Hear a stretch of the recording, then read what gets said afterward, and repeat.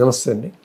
నా పేరు doctor DVR Reddy. నేను సీనియర్ కన్సల్టెంట్గా హోమియో డాక్టర్గా మెడినైన్ హాస్పిటల్ పనిచేస్తున్నాను. ఈరోజు మనం ఆస్తమా గురించి తెలుసుకుందాం.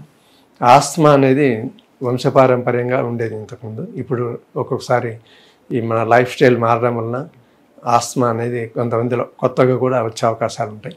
ఆస్తమా పేషెంట్స్లో ఎట్లా ఉంటారంటే కఫ్ ఉంటుంది, ఆయాసం ఉంటుంది, డ్రై కఫ్ ఉంటుంది. కానీ ప్రొడక్టివ్ అంటే ఫ్లమ్ రావడము ఇట్లాంటివి ఏమి ఉండవు అనమాట. ఈ ఆయాసం వచ్చిన పేషెంట్స్లో రిప్స్ కూడా చాలా కిందికి పైకి ఎక్కువగా సఫోకేషన్ ఎక్కువ ఉంటుంది. అంటే క్లోజ్ రూమ్స్లో కూడా ఉండలేరు, బయట ఫ్రెష్ ఎయిర్ కావాలి వీళ్ళకు. రెండోది వచ్చేసి ఆక్సిజన్ లెవెల్ సరిపోకపోవడం వల్ల కూడా ఎక్కువ ఈ ఆయాసం అనేది వస్తుంది. అంటే ఎక్కువసార్లు గాలి పీల్చుకోవడం ఆయాసం అంటే. ఎందుకంటే మనం ఇప్పుడు ఒక ఆఫీస్లో 10 మంది చేసే పని ఇద్దరంటే ఎంత ఉంటారు? ఎవరు పిలిచినా ఆకలి ఉండదు, ఏముండదు, వర్క్ ఉండిపోతుంది. అట్లా శ్రమ అనేది ఎక్కువ ఉంటుంది. సేమ్ ఇక్కడ కూడా ఈ రక్త కణాలు తక్కువ ఉన్నప్పుడు మనకు ఆయాసం ఎందుకు సరిపోయినంత ఆక్సిజన్ సప్లై బ్రెయిన్కి సప్లై చేయాలి కాబట్టి అది ఎక్కువ పని చేయాల్సి ఉంటుంది. అది ఉన్న లిమిటెడ్ వర్క్. అందుకు ఎక్కువసేపు గుండె కొట్టుకోవాల్సి ఉంటుంది. అంటే మామూలుగా 72 సార్లు కొట్టుకుంటే గుండె సరిపోయినంత ఆక్సిజన్ వస్తుంది హెల్తీ పర్సన్స్లో. ఈ ఆస్తమా పేషెంట్స్లో సరిపోదు కాబట్టి ఆక్సిజన్ ఎక్కువసార్లు గుండె కొట్టుకోవడం వల్ల ఎక్కువ సప్లై పెరుగుతుంటుంది. సప్లై పెరిగినప్పుడు ఆక్సిజన్ బ్రెయిన్కి అందుతుంది. సో ఇలా లాజిక్ అనేది ఈ మన బాడీలోనే ఇన్బిల్ట్గా ఉంటుంది. అది సో సరిపోయినది ఆక్సిజన్ సప్లై చేయలేకపోవడం వల్ల అది గుండె ఎక్కువసార్లు కొట్టుకోవడం, ఉన్న రక్త కణాలనే మళ్ళీ తిరిగి ఆక్సిజన్ కోసం పంపించడం జరుగుతుంది. ఇట్లా ఈ లంగ్స్లో ఎక్స్చేంజ్ అవుతుంది. కార్బన్ డైఆక్సైడ్ బయటికి పోతుంది, ఆక్సిజన్ లోపలికి వస్తుంది. ఈ ఎక్స్చేంజ్ అనేది ఒక్కోసారి లంగ్ ఫంక్షన్ కరెక్ట్గా లేకపోయినా, అంటే అక్కడక్కడ అల్వియోలా ఎంటర్ అవి ఏమన్నా ఉన్నా కూడా, ఇప్పుడు బ్రాంకైటిస్ లేదా న్యూమోనియా ఇలాంటి కండిషన్స్లో సరిపోయినంత ఆక్సిజన్ ఎక్స్చేంజ్ కాదు. దానివల్ల కూడా ఆయాసం రావడము, ఒక్కోసారి ఇన్ఫెక్షన్ సివియర్గా ఉన్నప్పుడు న్యూమోనియాలో చలి జ్వరం కూడా వస్తుంటుంది. సో ఈ లక్షణాలను బట్టి మనం కొన్ని తెలుసుకోవచ్చు. మనం ప్రస్తుతం ఓన్లీ ఆస్తమా గురించి మాట్లాడుకుంటున్నాం కాబట్టి వేరే పాయింట్స్లోకి వెళ్లకుండా సింపుల్గా డైరెక్ట్గా ఆస్తమా ఎటువంటి వాళ్ళలో వస్తుందో తెలుసుకుందాం. ఈ జెనెటికల్గా చెప్పుకున్నాం మనం. ఫ్యామిలీలో గ్రాండ్ పేరెంట్స్ కానీ మళ్ళీ వాళ్ళ పేరెంట్స్ కానీ ఎవరికైనా ఉంటే ఈ తరం వాళ్ళకు వచ్చే అవకాశం 50% ఉంటుంది. ఇంకా కొంతమందిలో ఈ స్మోకింగ్ చేయడం వలన, తర్వాత కొంతమంది ఒబేస్ అంటే వాళ్ళ ఉన్న వెయిట్ కన్నా ఓవర్ వెయిట్ ఉండడం వలన కూడా ఆయాసం వస్తుంటుంది. కానీ దాన్ని మనము ఆస్తమా కింద కన్సిడర్ చేయకూడదు. అది ఒబేసిటీ ఉండే వాళ్ళలో వాళ్ళ వెయిట్ వలన కూడా కొంత ప్రాబ్లం వస్తుంటుంది. సో ఈ కండిషన్స్ అన్నీ కూడా మనకు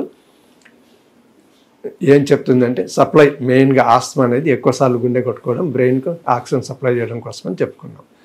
కానీ ఆస్తమాలో కొంతమందికి అలర్జెటిక్గా కూడా ఉంటుంది. మనం ఏదైనా ఒక ప్లాంట్స్ కానీ పార్కు పోయినప్పుడు ఏమైనా చెట్లు తగిలినప్పుడు అవి మన బాడీకి సూట్ కాలేదనుకోండి, అలర్జీ తయారవుతుంది. దానివల్ల కూడా మనకు ఆయాసం రావడం. ఎందుకంటే కొంతమందిలో స్వెల్లింగ్ వస్తుంటుంది. అది దేని మీద పనిచేస్తుందో చెప్పలేం.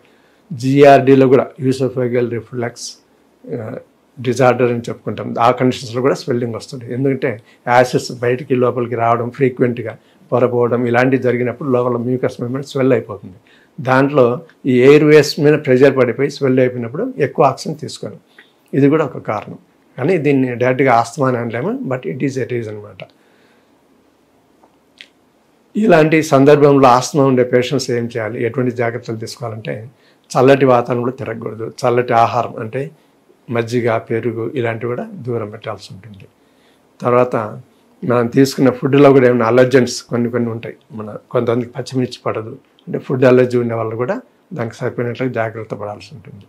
ఈ ఆస్తమా పేషెంట్స్లో ఇంకా మన ఏమైనా సరే ఇన్ఫెక్షన్స్ ఏమైనా వస్తున్నా కూడా రాకుండా చూసుకోవాల్సి ఉంటుంది. అంటే బ్రాంకైటిస్ కానీ, దగ్గు, కోల్డ్ ఇలాంటివి వచ్చినప్పుడు ఇమ్మీడియట్గా దాన్ని తగ్గించుకోవాల్సి ఉంటుంది.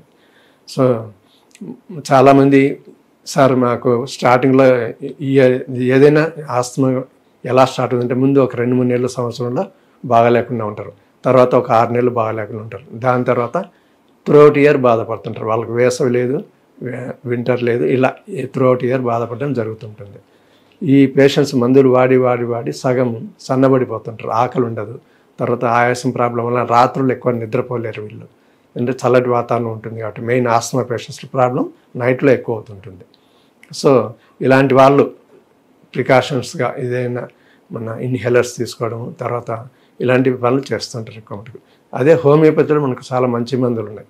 మనకు సిమ్టమాటిక్ బేసిస్గా మనం ట్రీట్మెంట్ ఇవ్వడం జరుగుతుంది. అంటే రీజన్ ఏంటో తెలుసుకుంటాం.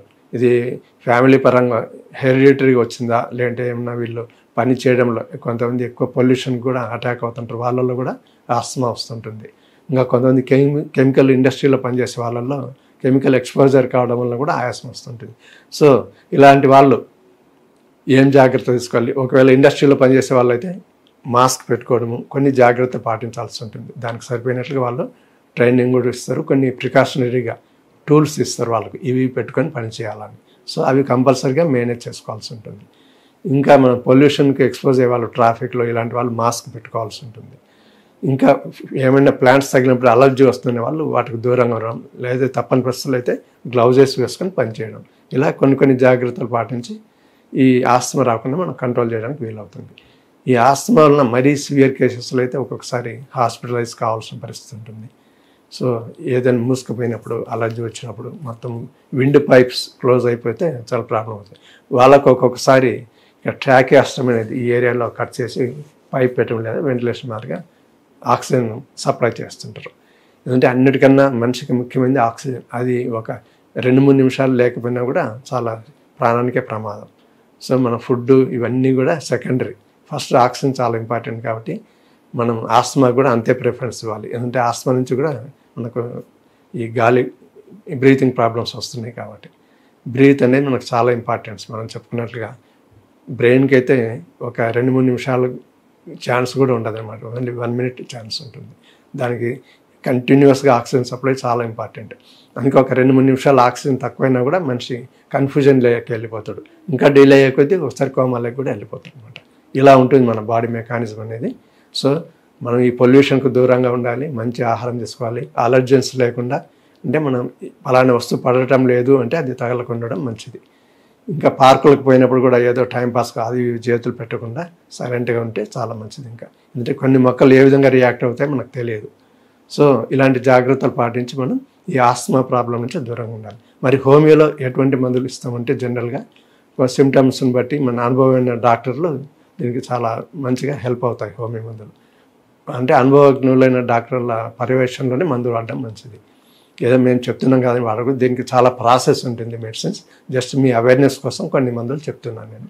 అంటే arsenic album, Blatta orientalis, lycopodium ఇలాంటివి చాలా మంచి మందులు పనిచేస్తాయి. సెనీగా ఇలాంటివి మనం ఆస్తమాలు ఎక్కువగా యూజ్ చేస్తుంటాం. కానీ ఏ సందర్భంలో ఎంత డోసు వాడాలని డాక్టర్ అనుభవాన్ని బట్టి ఉంటుంది. సో మీరందరూ హోమియోపతి మందులు వాడుకొని, అంటే ఎటువంటి సైడ్ ఎఫెక్ట్స్ లేని మందులు కాబట్టి చెప్తున్నాం.